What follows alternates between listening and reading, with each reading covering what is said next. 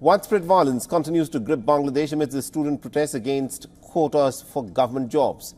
The death toll in Bangladesh has now gone up to 75 as the unrest has taken a violent turn this week.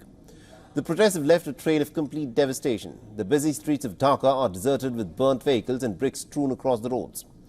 The protesters went on a rampage at many police stations and government establishments. National broadcaster Bangladesh Television is offline after hundreds of protesters set its buildings on fire in Dhaka on Thursday.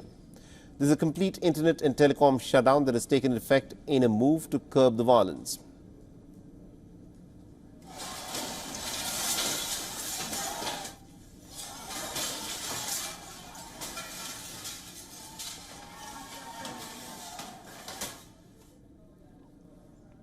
A jailbreak has been reported in central Bangladesh's Narsingdi district. Student protesters are reported to have stormed a prison and then freed hundreds of inmates before setting it on fire.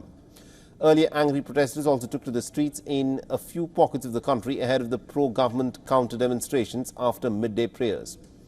The fresh confrontation between the police and the protesters has been reported around the capital city, and hundreds of students blocked roads in the upscale district of Banani, forcing the police to fire tear gas. After this, the Dhaka police also banned all public gatherings for the day.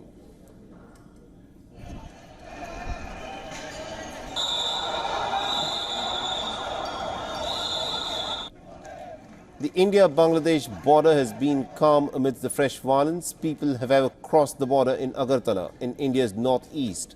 India has urged its citizens in Bangladesh to avoid all local travel and also to limit movement.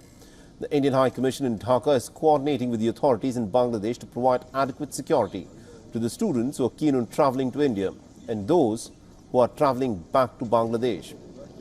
Meanwhile, United Nations Human Rights Chief Volker Turk has raised some serious concerns over violence in Bangladesh, calling the attacks on student protesters to be shocking and simply unacceptable. In a statement, Turk said, and I quote here, "There must be impartial, prompt and exhaustive investigation into these attacks, and those who are responsible must be held accountable." And we earlier spoke to Veena Sikri, the former High Commissioner to Bangladesh. Listen in to what she had to say. The country, Bangladesh, has been without quotas for 6 years. So now to go back and blame Sheikh Hasina for something that she herself removed in 2018 when the students had protested, I think that does not really quite gel with the situation. So it seems more and more likely as we are moving ahead that the use of the term Razakars in the press conference by Prime Minister Sheikh Hasina has been misused by the protesters or those who are now egging them on to define themselves as Razakars. It is absolutely unbelievable to see that students of universities like Dhaka University and others, Dhaka University students were at the core of the liberation war in 1971. The students of Dhaka University were the ones who were the first to go ahead and become Mukti Joddhas and take up arms and be trained and to go and fight the Pakistani genocide.